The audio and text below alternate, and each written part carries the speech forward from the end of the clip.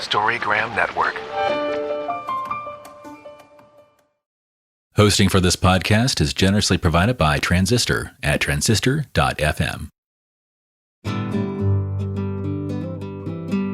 Hi, my name is Laurelee, and this is It's Not About Food.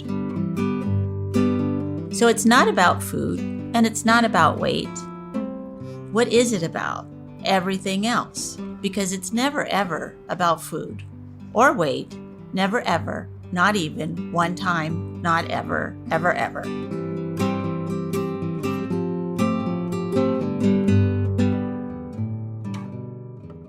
Hello, everyone. This is Laurelee Roark from It's Not About Food podcast.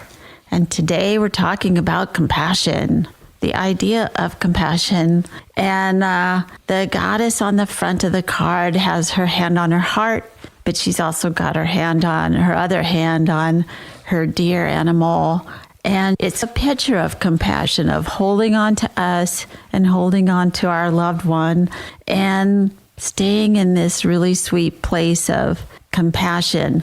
And the card reads, compassion is the necessary foundation for all healing. When we can have compassion for the parts of ourselves that we dislike the most, we can let go of the debilitating shame and self-hatred we have carried for so long and use our compassion to bring love, understanding, and then, if necessary, change. And for me, to get that compassion piece in my own recovery from an eating disorder, but my own recovery from everything that I recovered from, my childhood, or, the messages that I got, or my own things I took to heart, like I should look a certain way or be a certain way, to have compassion that I even had to bear those ideas or those messages was a whole other thing for me. I had no idea. And I also thought, if I have compassion for myself and I like myself too much, I'll be selfish and self-centered and I'll become a sociopath. And of course, none of that happened. It was about loving myself unconditionally, opened the door for me to love unconditionally everywhere in my life. And for me to have compassion for myself, opened the door for me to have compassion for all things. I didn't really realize that would happen, or I would have done a lot sooner maybe. But anyway, I am so grateful today to have Regina Powers, who wrote such a beautiful book, What Color is Your Medicine? Enter the depths of your heart with the 5 elements of Chinese medicine. But it's so much more than that, your book and your work. And I looked on your website and stuff like that. And I just love this whole concept of the earth is our body. Our body is the earth. Both things are true. So I'm going to turn this over to the guest, Regina, and have her talk about compassion and how she works with that and how she's worked in her own life in whatever recovery that she goes through or others go through around her. Thank you so much, Laurelee. This is really such an honor and a gift, just your words and what you've shared thus far. It just touches my heart because I think in some aspects of where we end up or how we end up in what we do, many times it's our journey about coming home. And when we find our way home in a way that's whole, then we find more balance through life. And I came into a family that had lots of disruptions and not a solid foundation. And so compassion, all your cards are so beautiful, but this one I think touches the foundation of what it is to heal on a place of wholeness. And I think many, I can speak from my own experience, that receptive ability of what it is to receive compassion. It comes with all kinds of knots and disruptions and distortions. And I realized, that's what my parents knew. So I came into a home with a foundation that wasn't really solid and full of compassion in a way that fed me. Well, I think about to those times when I came into the world, we had just gotten through a war, and the nation I'm talking about, America, and then the terrible loss of money that people had. And for that, it was such a time of upheaval and death and destruction. It just felt, when I was little, that we had just escaped some kind of terrible thing that could have happened to all of us. And there wasn't any compassion because we had to strive to be better. And you had to get on that train and stay on that train and keep going. Like, I don't know that I want to be an accountant. That was just not, there was no room for that. I'm just saying accountant. I wasn't really expected to be one, but there was a certain little narrow box I was supposed to fit in. And when I didn't fit into that box, it was not good. It wasn't good. And there was no compassion for, I don't want to do it, and I feel horrible that I don't want to do it. And I feel horrible that you're even asking me to do it. And that concept was not in my life for a very long time. Yeah, that's interesting. When we think of being boxed into anything, it doesn't give us a lot of room to breathe. And it really doesn't allow us to stretch our muscles and to really just be who we are. And I think that the element, I appreciate you bringing in just the book to offer peace with compassion too, because the element of earth, right? The element of the larger mother, the one that is that well of compassion. She nurtures us. She feeds us. When we are in right relationship with ourselves, with nature, with all beings, especially ourself, it's really the element of self-care. It's that piece of our puzzle, that what it is to care for ourselves. What is it to mean to nurture oneself? And a lot of times we start out just as children learning what we saw and how we saw what was in front of us. And my parents did the best they could, and God bless them. They brought me into the world. They gave me the biggest gift I could ever have, is a life. Isn't that beautiful? I know. Isn't that true? When we take it down to that level, then yeah, it was pretty great. How do you hold this idea of the whole climate change and how big of a problem that is, and to have compassion for ourselves and our earth and all other people and beings on the earth going through this? And then we add a pandemic. These are two big things that are happening right now, along with all the other big things. And one of the things I always come back to is my own foundation first and foremost. If I am in right relationship with thyself and the earth, with how I walk, if I am connected and I feel that I have a solid connection to myself and my body, then for being with another or being around others when they are not in right relationship with themselves, or they're not connected to the earth or the larger mother, you can feel that. And that resonance, that it's more of what will feed and nurture me? How can I satiate myself fully? And when I feel that in myself, my compassion, myself fills me, and then it just overflows to who I'm around. And the work that I've realized is the more and more I come in contact with parts of myself that haven't been, and parts of myself that I don't even, where was I not nourished? What does that mean? And I can see it in the way I walk through life. Do I judge another? Do I have that lack of compassion for someone that looks different, someone that acts different? And the part of me is that I'm different. I have come into a place in myself that it's more of accepting all parts of me. So even that, what we're in the middle of right now, I ended up with COVID with my mom when I was back east. And one of the things I took from it, to be so truthful, was the place of surrendering into that larger piece of being able to clear whatever my foundation was with my mother that wasn't of health, wasn't of love, and wasn't of compassion. That really, I just stayed with it. And anywhere I found her voice or her words to be not loving and not of compassion, I gave it to myself first and foremost, and just put my hand on her knee, her back, wherever she needed it. And I healed so quickly. And I think part of it was that I just needed to hold that space for her and understand that's the gift she gave me. You know, her heart and her love that she has is enormous. But I think that through life, coming in from another country, finding your way, you don't know, your foundation is unstable. When you leave a country and you try to make yourself anew here, you fit into a box just to fit in. And, you know, it was me to break free from those roots to realize that I needed a foundation that was solid and clear. And that's what nourishes me. Well, I love what you just said. And I think about the trials and tribulations that my parents had, and especially my mother, who raised my brother and my sister and I as a single parent in the 50s. And she had messages you would not believe about that.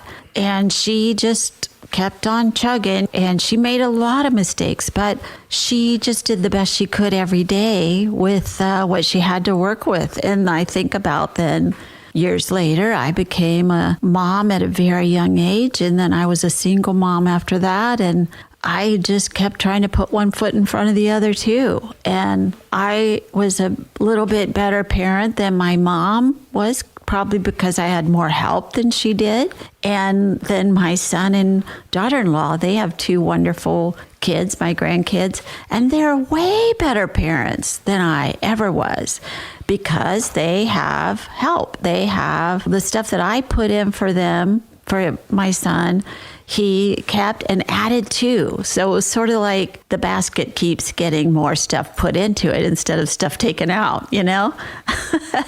And the beauty is we learn from where their mishaps were. That's right. And then that, oh, wow, okay. And I think in today's society, even though we're in the middle of a pandemic, and even though there is such, I want to say, a separation from the earth, from our bodies in some way, because the anxiety, the sadness, the emotional unrest that you can feel is palpable, that it keeps bringing us back to ourselves. Where can I keep feeding? So then I'm feeding another by just being me.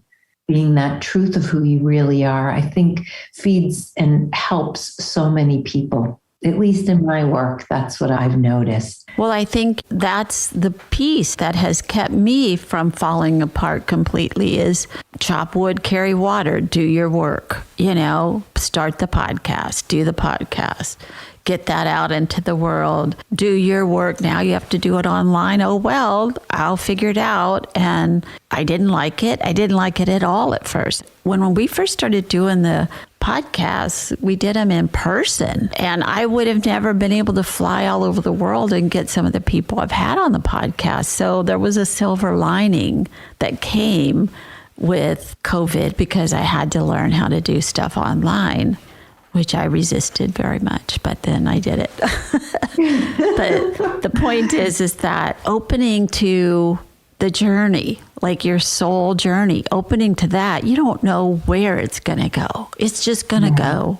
And my job is to just latch on, go with it, and learn the lessons, all of them. And, you know, the earth, if we keep coming back to her, she's the one, I guess she's been my biggest teacher. And she's also on the stomach in the spleen meridian. So interestingly enough, how we digest our food, how we digest our emotions, how we digest other people, it goes on. And that relationship piece, she is the relationship piece. So it's the relationship we have with our family, the relationship we have with other people, our community. And it's really that coming back into right relationship with self. Our digestion's better. Our system works better. And our spleen is the largest lymph gland.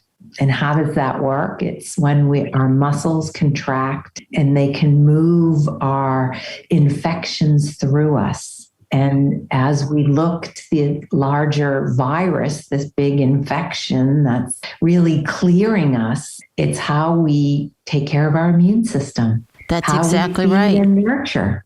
are we taking in foods that truly nurture us? Are we mindful that we're slowing down enough to allow ourselves to digest what's around us, even though it's uncomfortable? Exactly. And that I think of this also is that in the last 2 years, I've lost a lot of really good friends, and not from COVID, but from life. If you live long enough and you have enough friends, people are going to die or you're going to die. You're going to mourn them or they're going to mourn you. That's the way that it is. And that, as is birth, that is death as well. And for some reason, especially us here in this country, we think we can control everything. But this is something much bigger than us. And definitely we can keep ourselves as safe and as healthy as we can. But in the end, we might die of COVID or we might get hit by a bus. It might be our day to die. And that's that, that's the way that is. Storygram Network. Welcome to One Media, One Media. When you're whining with nurses. It's a place I like to call The Bleed. My name is Laurelee, and this is It's Not About Food. The art of being yay isn't just something he developed. Storygram Network. And that's such a beautiful, that's life, right? Yeah. Birth, living, dying. That's nature's way. So she birthed anew. We get new fruit trees that come after a fire that torches our whole area. I was one of the people that lost everything in the fires when I lived in Glen Ellen. And it was another clearing for me in a way that I didn't realize, but that's how the book came through. I took time away and I never thought I would be writing anything. That was not in my wheelhouse. Oh my gosh. And it came through, really, that was me taking time away. And I rented a little place in Bodega Bay and I took time away from work. I only worked one shift a week, and just the element, the medicine, how I've been using them just came through. And each of the cases of people that I've taken care of that really lined up right with the element. That's how I share the medicine really in the book, is through the people that I've treated and cared for through my career. I did not know that very first part of your story that you're just telling me. I live in Sonoma, in the town of Sonoma, so right down the street from Glen Ellen. And watching that happen, that very first big fire, and feeling like I have a cup of water, that's what I can do, but it's not going to be enough, So do I leave? Do I stay? Do I pack? Where's the kitty? I didn't lose my house, thank goodness, but people around me did. And it was really a hard time for us here in our little enclave of everything is beautiful, little paradise place. It taught me a lot. It was another burning off, if you will, literally and figuratively. And, it's interesting that we started with compassion, because one of the biggest lessons I got from this was I was gifted clothes, and just someone gifted me a bicycle and a massage and just different things. And I had the most interesting reaction to people gifting me. I didn't realize how difficult it was for me to receive. Wow, you're so right. I was crying. I was in line in Sebastopol to go to a bathroom in one of the markets, and it was male-female bathrooms. And there was a gentleman in front of me, and there was a gentleman behind me. And the person in front of me turned around and looked and said, "I wonder if you could tell me where such and such is." And I said, "Oh, I'm not really from around here. I lived in Glen Ellen and I lost everything. So I'm here for this time." And he looked at me and he said, "You're kidding." He goes, "I'm from Ohio. I'm here helping my buddy who lost everything." He takes his wallet out and he gives me $100. Oh my gosh. I'm in line. Oh. I'm holding the $100 and I'm crying. And I said, "I can't take your money." And he said, "You just told me you lost everything." And I said, "I know, but give it to your friend." I'm standing there and I'm holding the money and I'm crying and I'm thinking, this is not like, why can't I accept this? I know. He goes into the bathroom, into the left. I go to the right. I'm holding the money. I come out expecting to give him that money back. And he's gone. And I realized that depth of receiving is part of the whole, can I give myself that? Can I allow and accept those gifts from the universe? Right. Like really from a complete stranger. And in they the kept bathroom. coming. Yeah, exactly. Right. And the more I had to sit with it, the more people gifted me. And then the reality is the giving and receiving is really the equal and opposite. If we block one, we block the other. You're right. And that is the gift of the mother. If we can receive her gifts of nurturance, the beautiful fruit trees, the flowers, then we gift others just by acknowledging that piece of ourselves. And that really was the biggest gift I got. And I got it by writing. I just kept writing. The more tears that came through, and then I thought, how can I not do this? And then I realized I really had trouble nurturing myself. That's really what the bottom line was. Yeah.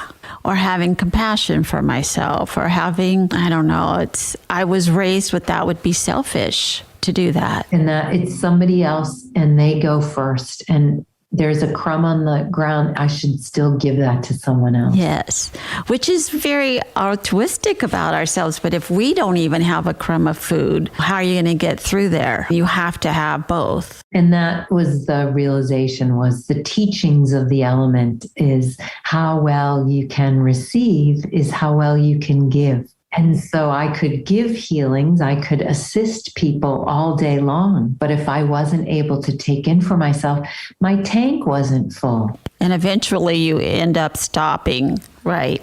Yeah. And I realized then, because I ended up dealing with different physical issues. And so I realized that I had been depleted. And it wasn't until this whole medicine of the book and all this stuff came through to me that all the teachings, what the elements do is how to bring balance to us. How So to beautiful. receive and how to give. Each one of them offers that. And so the larger piece of it was to bring myself back into my heart whole. And when I fed myself from a place that I would feed another, I realized that I did less. And the more full I was, the more full they became. With less and less I did.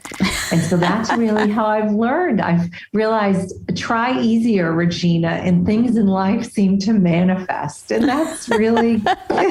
Try easier. Try easier. You know, that's a great name of a book right there. Try easier, because we always hear try harder.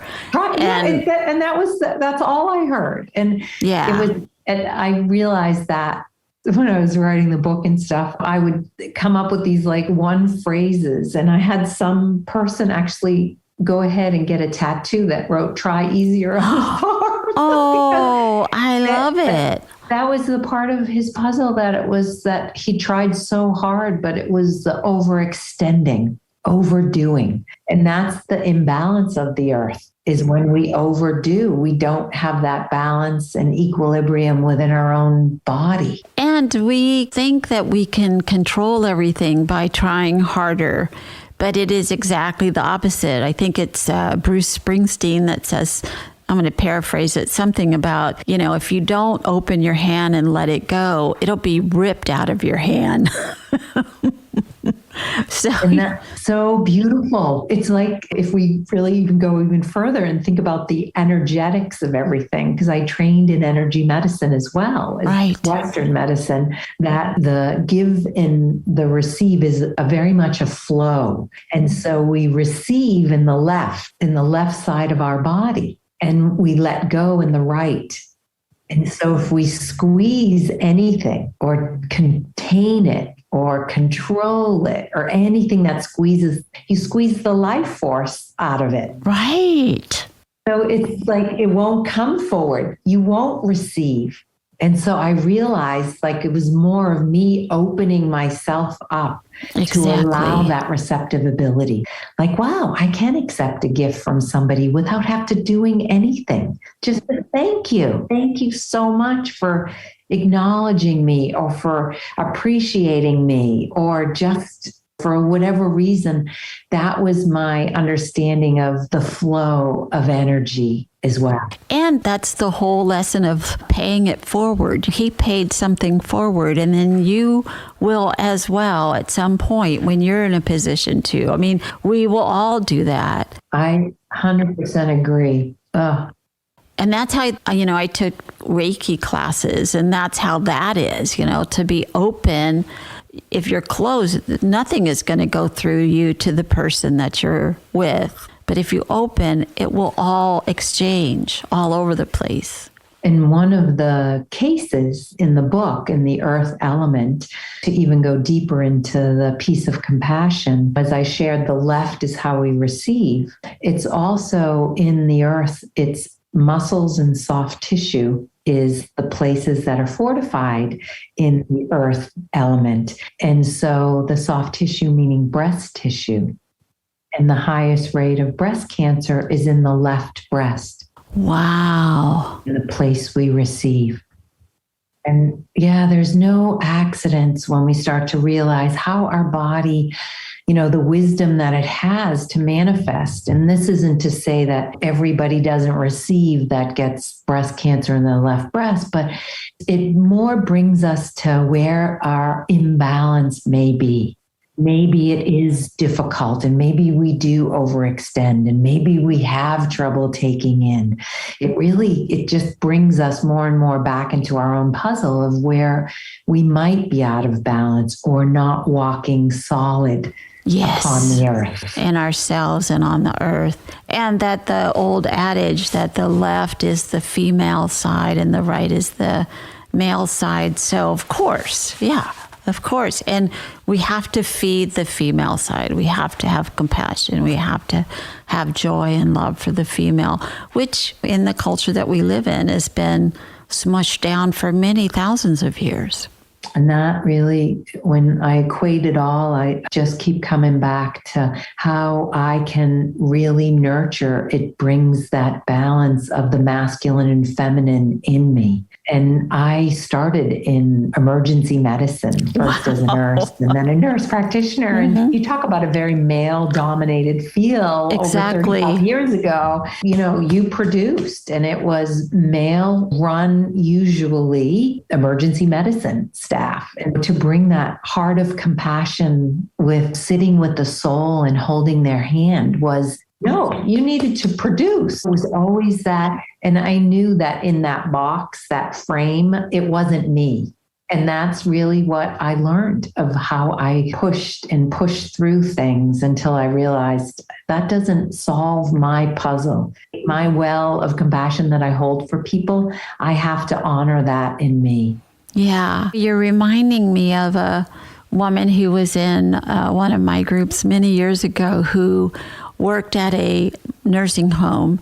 She was a nurse and she worked at a nursing home. And going through her recovery, she had come up with compassion for herself. She had acceptance, love, giving herself the benefit of the doubt, being much what she felt was maybe a more feminine way to be in her life, and then own her body and own herself and be okay with that.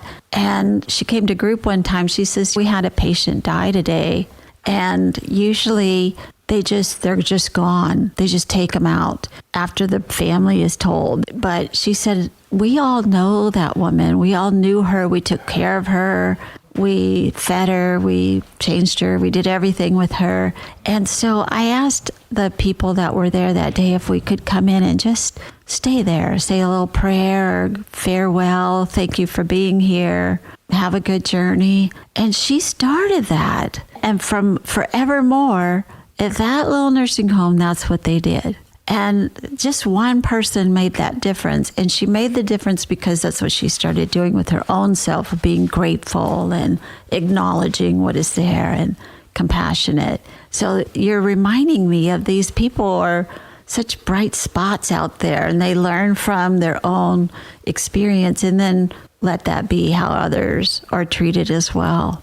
It's true. And One woman in the group said she was already dead, but I bet she felt that anyway. And I said, whether she did or not, we all do. Now we all live that. We all got it. Star, just as you said, is really that connection that we have with our spirit. And when that is ignited, people feel it. They know they're smiling for reasons they can't describe. Or exactly. Their bodies shine. Their eyes sparkle. It's just that light that is in us that ignites our heart and that opens all of us. That's really when we're connected. Yeah, it's so beautiful to talk to you about this. So you have a little box that you can stand on here and say what you're doing and how people can get a hold of you and any kind of workshop or group you're coming up with or whatever. Would you like to take a moment to do that? Sure. Yeah. I created a nonprofit called Soul Journeys, and it's SOLJOURNEYS. And you can get hold of me with souljourneys.com and check out my website. And I do have a retreat coming up in April, and that will be in Northern California for 3 days. And I work with the elements as we spoke, and I bring people on a journey on the land outside. And you walk through really the places in you that have difficulty coming back into relationship with. And so I work with breath work, I do somatic release work, and I trained both in energy medicine and Western medicine. So I have been working and doing journeys on the land since 2000. And I started it called Children Healing with Nature. And then it evolved into Soul Journey. So great. Yeah. And they can get in touch with me through the website if they're interested. I wonder if you will read the bottom of the card. Today I will. Today, I will practice meeting each part of myself with compassion.